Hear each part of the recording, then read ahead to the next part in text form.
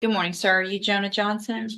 And Mr. Johnson, in cause number 25, DCCR 1775, you're charged with the second-degree felony offense of aggravated assault with a deadly weapon. And it looks like I guess I'm confused because the offers, 25 should be 20. It's 2 to 20. it's a 2 to 20, and I don't see, is Yes. there going to be, or has there been, I don't see a notice of extraneous other convictions. There is no, that's right, Judge. The max is 20, Judge. So really, there's no offer. It's just to plead open or plead guilty to the max. Is that? Judge, I was under the impression it's the first degree. Let me don't you draw pick- that offer. Yeah. The state's offer now is 15, Judge. Okay, I'll hold it for a minute if y'all want to visit about that, or I can. We've already talked about that. Okay, so it doesn't matter if It it's, doesn't matter. okay, so with everybody's permission, I'll make that change here on this document. Please, Judge. Thank you. All right, so Mr. Johnson, what that means in your case is that if you go to trial and you're found guilty, the range of punishment is between 2 years and up to 20 years in prison. Do you understand? Yes. And I have the plea bargain rejection that you've signed with your attorneys that shows that the district attorney's office has made an offer of 15 years in the institutional division. You have every right to reject that and have your case set for trial. I just want to make sure you understand what the possible consequences are if you go to trial, what your options are if you wanted to plead guilty. Yes. You understand all of that? Yes. And you want to reject that offer and have your case set for trial. Yes. All right, we'll get that done. Also, is there any reason to believe any evidence that you haven't either received or waiting on, or that would change this offer? No, Judge. And as far as you guys know, y'all asked for, everything's been received through the portal. Any media? Is there anything else that's outstanding that you know of, Oh, media wise? No, Judge. Okay. So y'all have requested and received the media if there is any?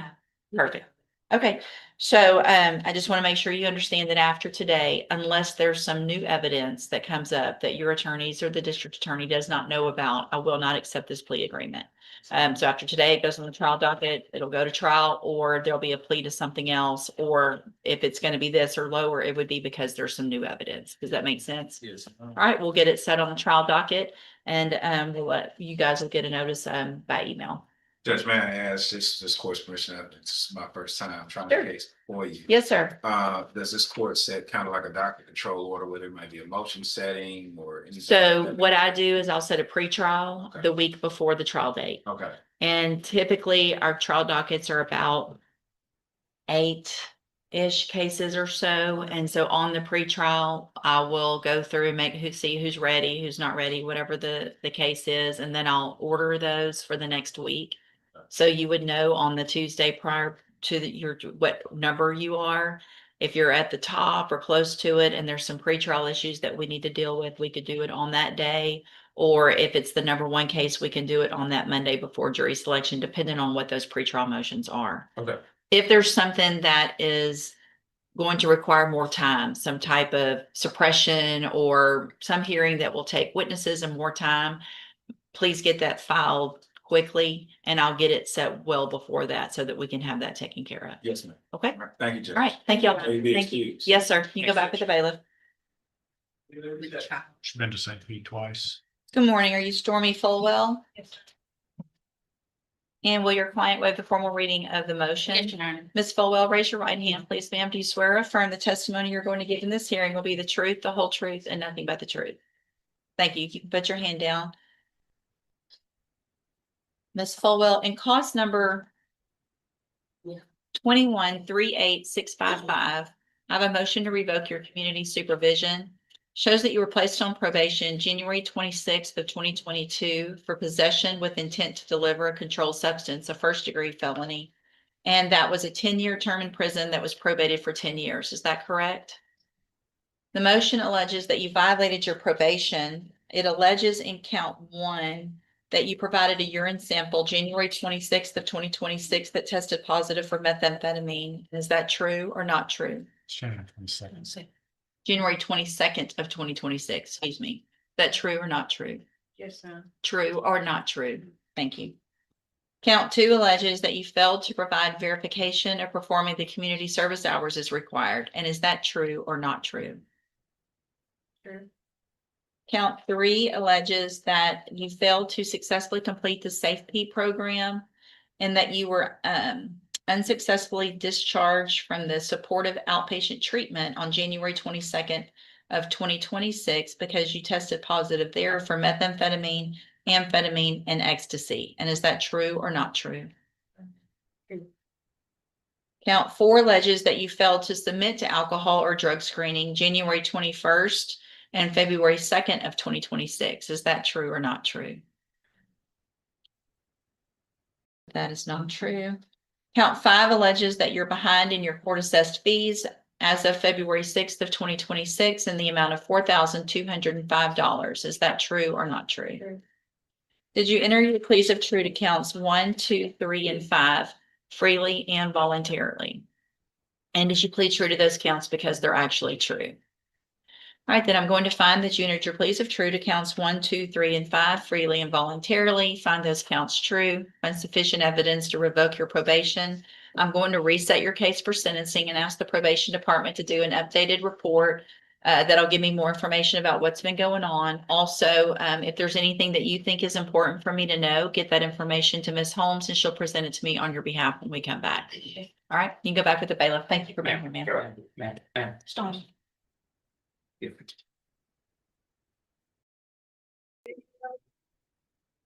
I plead not guilty. I have not did anything. I refuse to talk about anything. Okay, so this is cause number 25, DCCR 1133, and you're Janae Landria. Yes, ma'am. And so I'm going to take judicial notice of the court's file. And Ms. Landria was evaluated for competency to stand trial by Dr. I actually Papani. have no plea. I've received that report dated July 10th of 2026. That report has the finding in it that Ms. Landria is currently not competent to stand trial. Is there any other evidence with regard to competency? No, Judge. Mr. Nichols? No, Your Honor. Then at this time, based on the report, I am going to find that Ms. Landrieu is not competent to stand trial. I'm going to order that she be sent to the appropriate facility for competency restoration for a period of not to exceed 120 days from the day she gets to that facility. All right, ma'am, you can go back with the bailiff.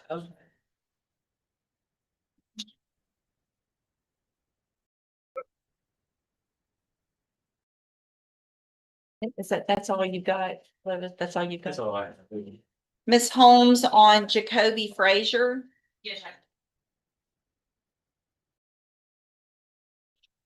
Good morning. Good morning. Good morning. Diana said she has a pretrial for you upstairs.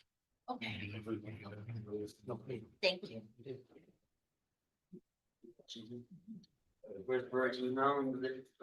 hey Jacoby. All right, you're Jacoby Yep, Frazier. time to go home. So this is cause numbers 25 DCCR 0732 and 26 DCCR 0960.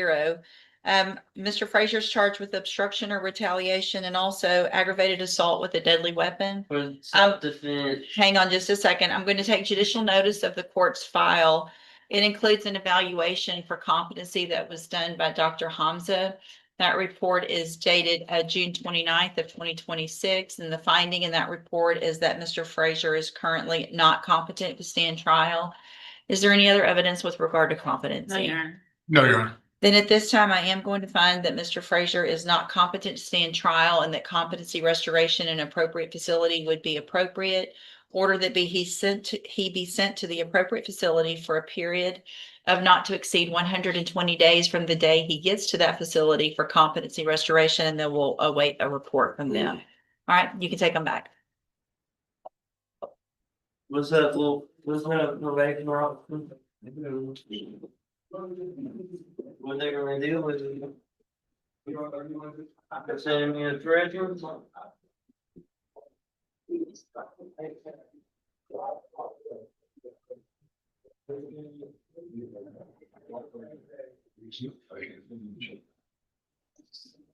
Mr. See, is Mr. Johnson here? I gave you a note, there's a thing down here for him, I don't see it at the moment. Ms. Abernathy? She stepped outside. She's speaking with the defendant's mother. Okay. Mr. Kimler? You've got Jeremiah Branch. Call the motion for accomplices. I can't hear me at all. I filed a motion for a competency evaluation with him. I don't know if it was filed yesterday. Oh, okay, well, yeah, you gotta let us know before court. We don't need them. I'm just not comfortable. That's fine. If he's competent, I'm fine. We just didn't have to bring them over this morning. If you'll let us know, yesterday we could have kept them, so I'll reset it and we'll get a Thank you. competency evaluation done. Mr. Brian Lane? Yes. You've got Heyman Brandon?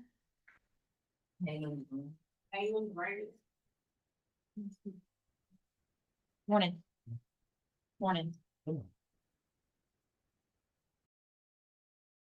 right, sir, you're Heyman Brandon? Yes. And this is cause number 21-36605, and Mr. Brandon is charged with murder. And what is the announcement? Judge, I just received the insanity evaluation from Dr. Gopal yesterday and spoke to first assistant elected yesterday. After receiving that, we would like to have a second opinion, so we're going to get an evaluation done on our own, make sure that they coincide based on his criminal history and history with this particular victim. Okay. So I'm gonna do just a normal reset. Obviously, this has been going on for a long, long time. And so if y'all can get that done, ordered very quickly. Yes. Obviously, Mr. Lane, if you want to be there and present for that, if y'all will coordinate, if you want to be present for that evaluation, but let's get that evaluation done quickly and then I want an announcement of the next court date. Yes, sir. All right, thank you. You can go back with the bailiff. See, Ms. Okorafor? Did I say that correctly? Judge, Mr. Coleman wanted to continue to handle that case. He's next door, but he messaged to be over just a second. Okay, I'll hold it for just a second. That's on Jonah Johnson. Yes, Your Honor.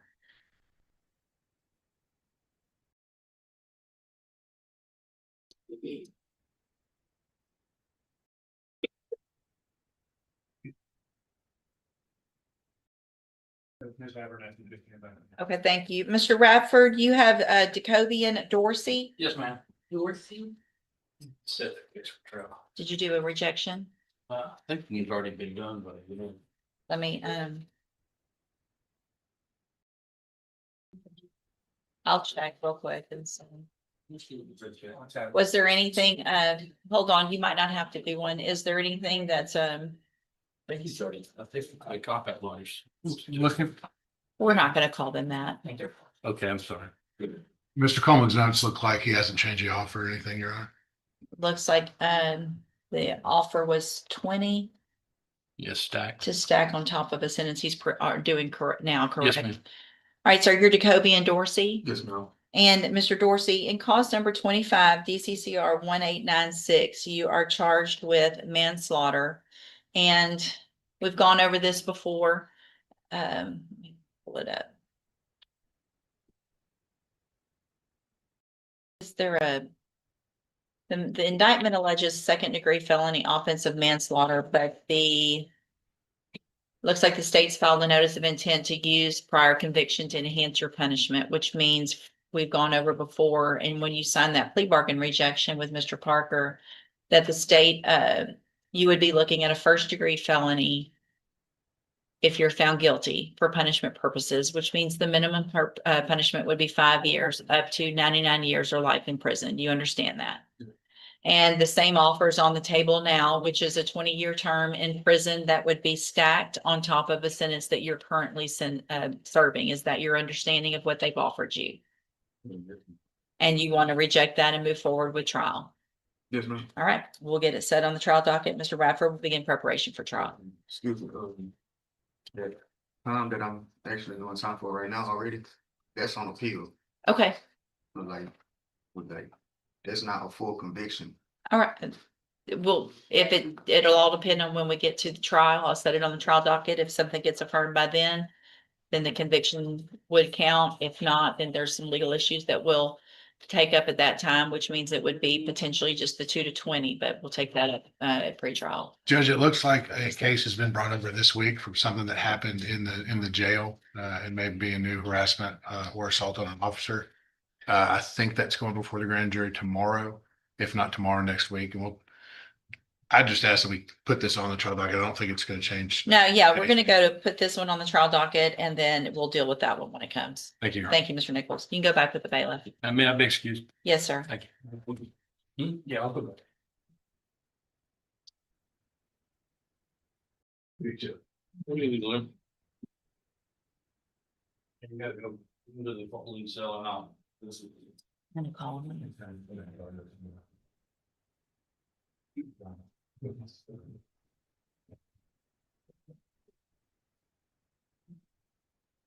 Mr. Rojas on Alexis Yell. Almost feel like I need to tell Alexis do it because I'm Yell. thinking that.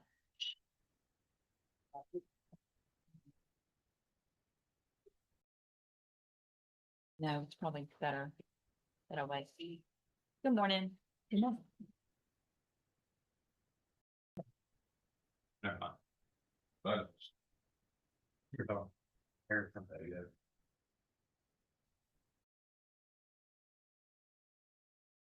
Morning, ma'am. Are you Alexis Yell? Yes, ma'am. And Mr. Rojas, will your client waive the formal reading of the motion? She will, Your Honor. Ms. Yell, in cause number 22-40915, I have a motion to revoke your unadjudicated probation. Shows that you were placed on probation January 4th of 2023 for the state jail felony offense of credit or debit card abuse, and that was a 4-year deferred probation. Is that correct? Yes, ma'am. This motion alleges that you violated your probation. Count 1 alleges that you committed the new offense of driving while intoxicated with a child under 15. And is that true or not true? True.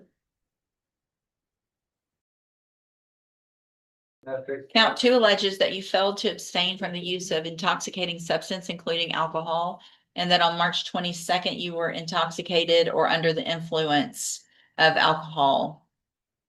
Should that say the same date? The first one says March 20th and second says March 20. With the court's permission, I'll amend to make that the 20th. Any objection? No objection. So it's just alleging that you were intoxicated on the same day that you were arrested for the DUI. Is that is that true or not true? True. And Judge, I think we've agreed to abandon counts 3 and 5. Judge, we can drop 3, 4, 5, and 6. It's all right with the court since we have an agreement. Thank you. State will abandon 3 through 6. Did you enter your pleas of true to counts 1 and 2 freely and voluntarily? Yes. And did you plead true to those counts because they're actually true? I have here on the tablet some documents that have your signature on them that the state's marked as exhibit number 1.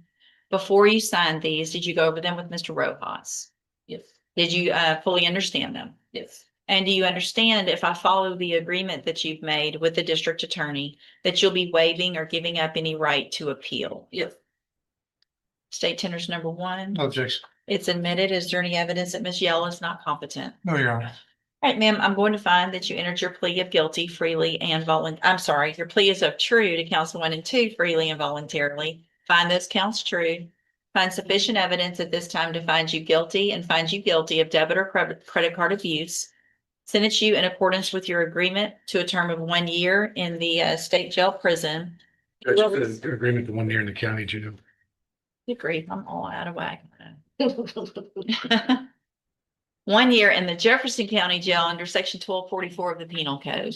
You will receive credit on that sentence for any time that you've been in custody that the law gives you the right to receive. I'm going to hand you the trial court certification that shows this was an agreement that I followed, and so you've waived your right to appeal. I also handed you a written admonishment regarding your ineligibility to possess a firearm or ammunition. Because of the judgment entered against you, you're ineligible under Texas law to possess a firearm or ammunition. Possession of a firearm or ammunition could lead to charges against you. If you have any questions about the laws that make you ineligible to possess a firearm or ammunition, or about how long that lasts, you can talk with Mr. Rojas. All right, good luck to you, ma'am. You can go back with the bailiff. Thank you. Thank you, Your Honor. Thank you, Judge. Yeah, I should have taken a ride from home to handle that because all I'm doing is putting out what I'm saying.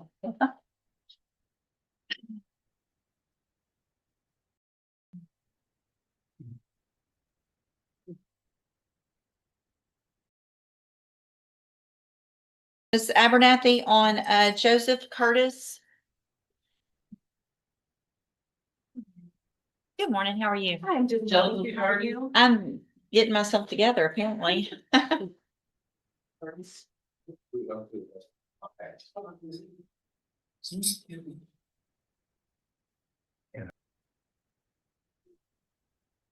Good morning, sir. Are you Joseph Curtis Jr.? Speak up, please. Yes, ma'am. And this is clause number 25 DCCR 1758. Mr. Curtis is charged with continuous sexual abuse of a child. And what is the announcement? We would like to hold and not ready at this time. We have some mitigation we would like to get, and we haven't been able to speak with Ms. French. Judge, I know that Mr. Johnson had reached out to Pam in after the last setting, and they were working on getting some information to her that I think is mitigation evidence. So I don't see a problem if it's all right with the board.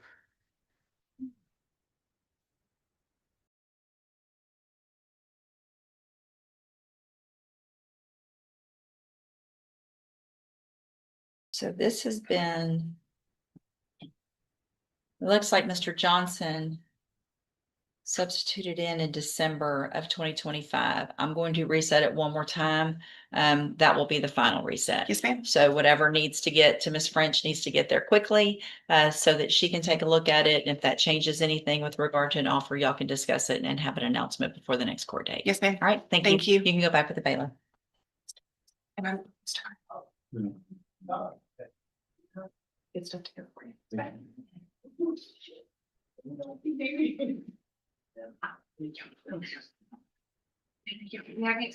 Yes, ma'am. Thank you. Thank you. Y'all Have a good trip. Have a safe trip back. Yes, ma'am. Thank you.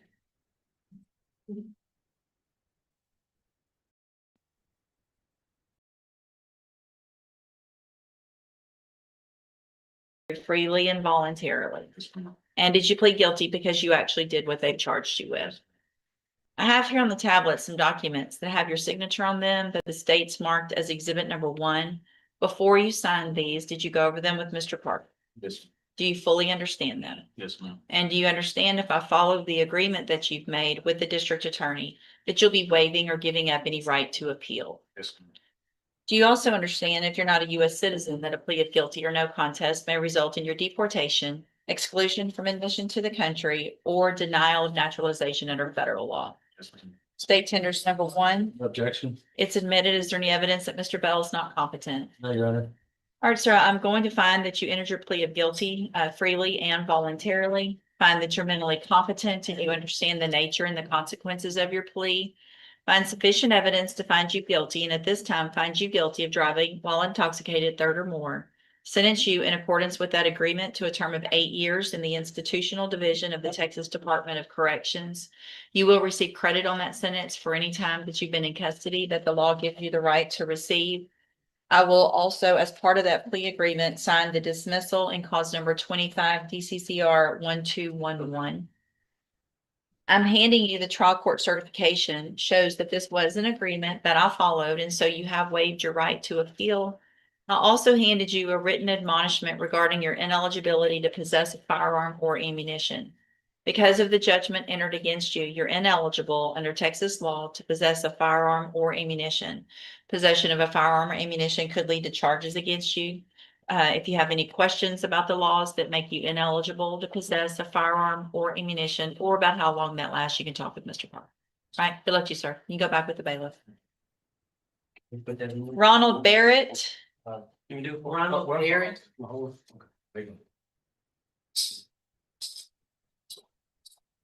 Looks like Mr. Parker, Mr. Nichols is on that one. We've got it covered. Yeah, I've got it. I'm just letting you know, I mean, y'all wasn't saying today. Actually, it's my case. They've been, most of it has been. It said, it said Tommy. No, it's no longer says. On my reset, sorry. You've been around us. Sorry, case. Good morning, sir. Are you Ronald Barrett Jr.? Yes, you will. And Mr. Parker, will your client waive the formal reading of the indictment? Yes, Your Honor.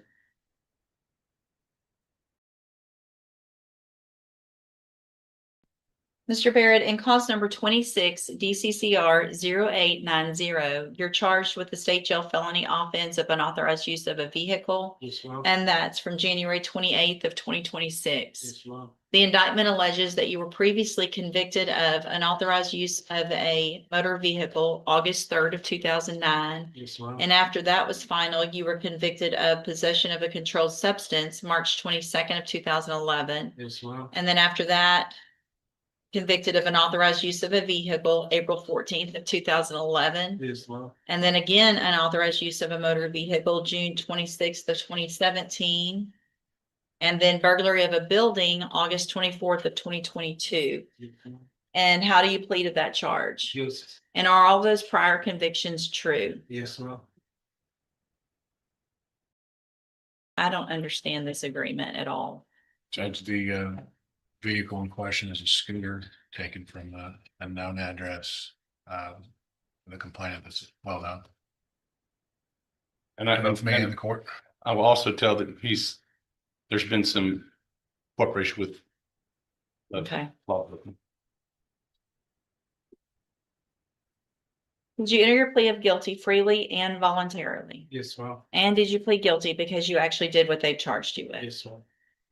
I have here on the tablet some documents that have your signature on them that the state's marked as exhibit number 1. Before you signed these, did you go over them with Mr. Parker? Yes, ma'am. Do you fully understand them? Yes, ma'am. And do you understand if I follow this agreement that you've made with the district attorney that you'll be waiving or giving up any right to appeal? Yes, ma'am. And obviously you can tell that I don't like this agreement, but I understand there's some circumstances that Mr. Nichols and Mr. Parker have negotiated for that. Yes, ma'am. I want you to understand if you come back in here on another offense where you're stealing a car or getting into a building or stealing, I don't care if it's a scooter, I don't care if it's a Snicker bar. Yes, ma'am. You will not get an agreement like this again, regardless of what you've done. Do you understand? Yes, ma'am. Do you also understand if you're not a U.S. citizen that a plea of guilty or no contest may result in your deportation, exclusion from admission to the country, or denial of naturalization under federal law? Yes, ma'am. State tenders number 1. Objection? It's admitted. Is there any evidence that Mr. Barrett's not competent? No, Your Honor. All right, sir, I'm going to find that you entered your plea of guilty freely and voluntarily. Yes, ma'am. Also that you entered those pleas of true freely and voluntarily. Yes, ma'am. Find that you're mentally competent and you understand the nature and the consequences of your plea. Yes, ma'am. Find sufficient evidence to find you guilty, and at this time find you guilty of unauthorized use of a vehicle. Find this prior offense is true. Sentence you in accordance with your agreement to a term of 2 years in the state jail, in the Texas Department of Criminal Justice. Yes, ma'am. You will receive credit on that sentence for any time that you've been in custody that the law gives you the right to receive. Yes, ma'am. I've handed you the trial court certification that shows this was an agreement that I followed, so you have waived your right to appeal. Yes, ma'am. I also handed you a written admonishment regarding your ineligibility to possess a firearm or ammunition. Yes, ma'am. Possession of a firearm or ammunition could lead to charges against you. Yes, ma'am. If you have any questions about the laws that make you ineligible to possess a firearm or ammunition, or about how long that lasts, you can talk with Mr. Parker. Yes, ma'am. Good luck to you, sir. You can go back with the Thank baby. you. All right, thank you. Can you go off for a second? Anthony Cassio. Casio. Want to plead the concept that you can't. It'll help my parole. I said, no. So. You may try that out.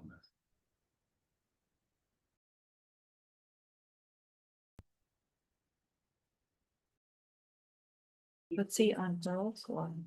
This for this crime. He's on parole for possession. Oh, yeah, I mean. Oh, yeah. Parole hold, I'm thinking of parole hold. Oh, I was like, how could it be on? Very confused for a minute. Good morning, sir. Are you Anthony Cassio? Yes, ma'am. Good morning, Saturday. And will your client waive the formal reading of the indictment? He will, Your Honor. Mr. Cassio, in cause number 26 DCCR 0902, you're charged with the state jail felony offense of tampering with electronic monitoring device. And that's from March 29th of 2026. And how do you plead to that charge? I was talking to my lawyer about. It's either guilty or not guilty. Or if not guilty, you can go to trial, or if you did it, it's guilty. Are you pleading guilty freely and voluntarily? And because you did what they charged you with? Yes. I have here on the tablet some documents that have your signature on them that the state's marked as exhibit number 1. Before you signed these, did you go over them with Mr. Parker? Yes, ma'am. Do you fully understand them? Yes, ma'am, I had a few questions. What's your questions? I was told that I wasn't eligible for a 1244 because of my prior, but I only have one prior. So it's not a matter of if you're eligible or not, it's a matter of if that's what the state's offer is, and it is not that. This is what the offer is. So it's, you either, again, take this offer or go to trial. Particularly. Any other questions? So, before you sign these, you went over with them with Mr. Parker though, right? Yes, ma'am. All right. And do you understand if I follow the agreement that you've made with the district attorney, that you'll be waiving or giving up any right to appeal? Yes, ma'am. And do you also understand if you're not a US citizen, that a plea of guilty or no contest may result in your deportation, exclusion from admission to the country, or denial of naturalization under federal law? Yes. State tenders number one. No objection. It's admitted. Is there any evidence that Mr. Cassio is not competent? No, Your Honor. All right, sir, I'm going to find that you entered your plea of guilty freely and voluntarily. Find that you're mentally competent and you understand the nature and the consequences of that plea. Find sufficient evidence to find you guilty, and at this time, find you guilty of the state jail felony offense of tampering with electronic monitoring device. Sentence you in accordance with your agreement to a term of 1 year in the state jail prison. You will receive credit on that sentence for any time that you've been in custody that the law gives you the right to receive. I've handed you the trial court certification that shows this was an agreement that I followed, and so you did waive your right to appeal. I also handed you a written admonishment regarding your ineligibility to possess a firearm or ammunition. Because of the judgment entered against you, you're ineligible under Texas law to possess a firearm or ammunition. Possession of a firearm or ammunition could lead to charges against you. If you have any questions about the laws that make you ineligible to possess a firearm or ammunition, or about how long that lasts, you can talk with Mr. Parker. All right, good luck to you, sir. You can go back with the bailiff. Sean Johnson. It's read, he may be, he may be. This. Snowboarder. Isn't that his name? Huh? Yeah, the snowboarder. Oh. I was thinking of the gymnast. Oh, yeah. Perfect. Okay. That's what I thought. No, getting confused. I'm gonna Sean White. Yeah. Right. Sean Johnson is the gymnast. Probably not the same, definitely.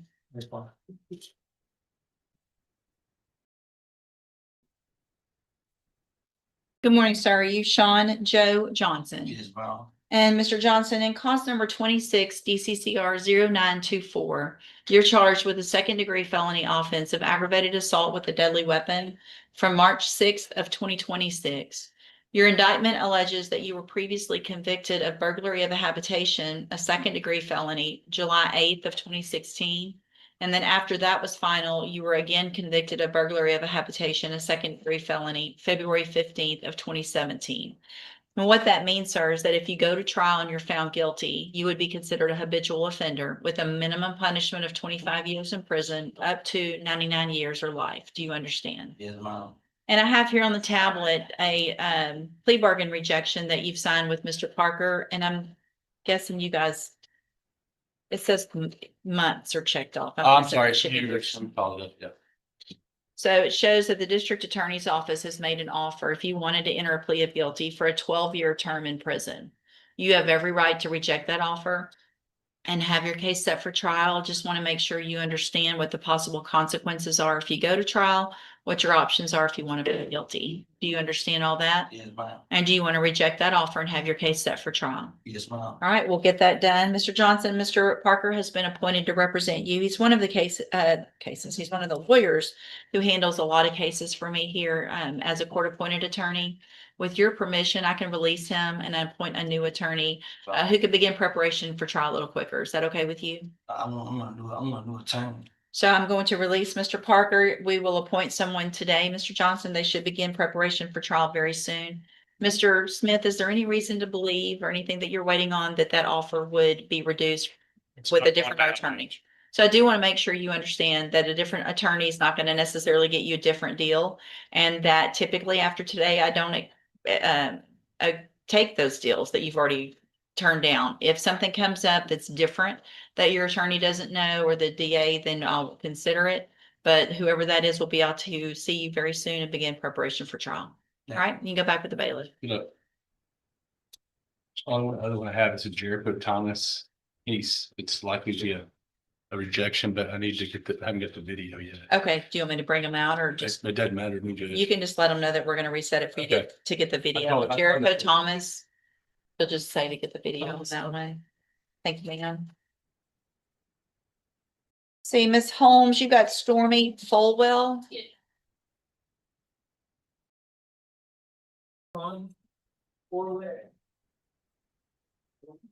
Over the motion, we can do an updated PSA.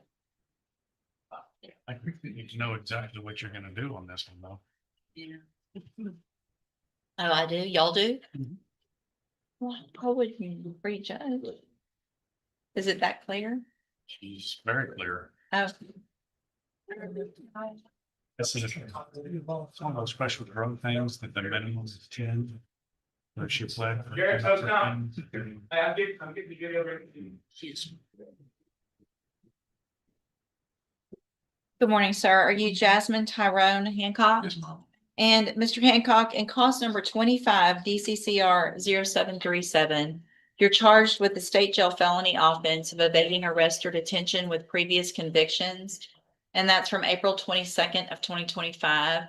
The indictment alleges that you were previously convicted of evading arrest or detention August 9th of 2013. Some of these are with vehicles, which would make them different. Looks like we've got an evading with a vehicle, April 23rd of 2008, another evading with a vehicle, December 1st of 2008, and evading with previous convictions, June 12th of 2017, and evading also with previous convictions, June 12th of 2017, and evading with a motor vehicle, 2 cases on June 12th of 2017. Then the indictment further alleges that you were convicted of unlawful possession of a firearm by a felon, February 9th of 2009. Also possession of a controlled substance on that same day. And then after those were final, you were convicted of burglary of a habitation, June 12th of 2017. And what that means is that if you go to trial and you're found guilty and those prior convictions are true, the range of punishment would be that of a second-degree felony, which is between 2 years and up to 20 years. Do you understand? Yes, ma'am.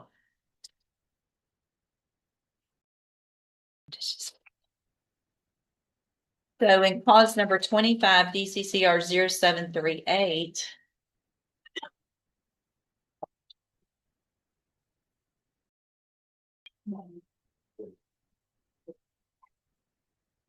you are charged with the 3rd-degree felony offense of continuous violence against the family, and that's from April 26th of 2025.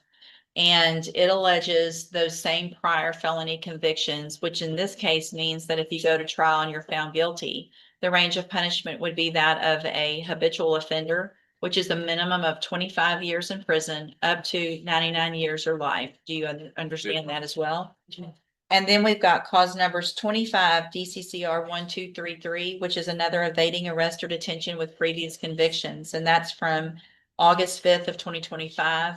And then we've got 26 DCCR 1018, which is also an evading arrest or detention with previous convictions from March 18th of 2026.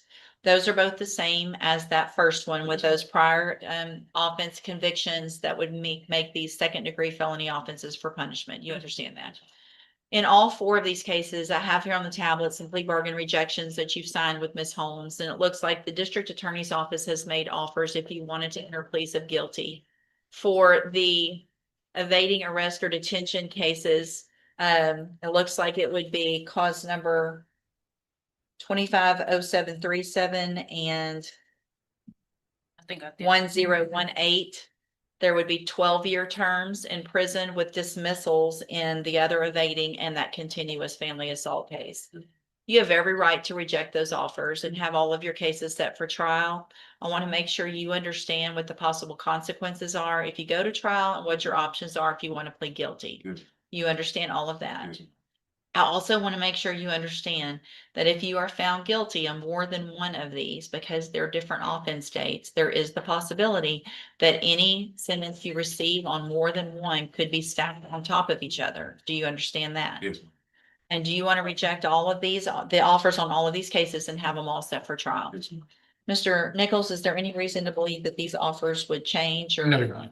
So I do want to make sure you understand also, Mr. Hancock, that after today, I will not accept these plea agreements. Yes, Once your case goes on the trial docket, it goes to trial, or you can enter a plea either open to the court or to some different. Yes, ma'am. You understand all that? Yes, ma'am. All right, then we'll get it set on the trial docket. Mr. Hancock, Ms. Holmes has been appointed to represent you at this point. She's one of the attorneys who handles a lot of cases for me as a court-appointed attorney. Yes. With your permission, I can release her and appoint another attorney today who could begin preparation for trial a little quicker. Is that okay with you? Yes, ma'am. So Ms. Holmes, I'll release you. We will appoint someone today. They should be out to see you at the jail very soon to begin preparation for trial. Yes, ma'am. All right, you can go back with the bailiff. All right, Brittany, thank you. All right.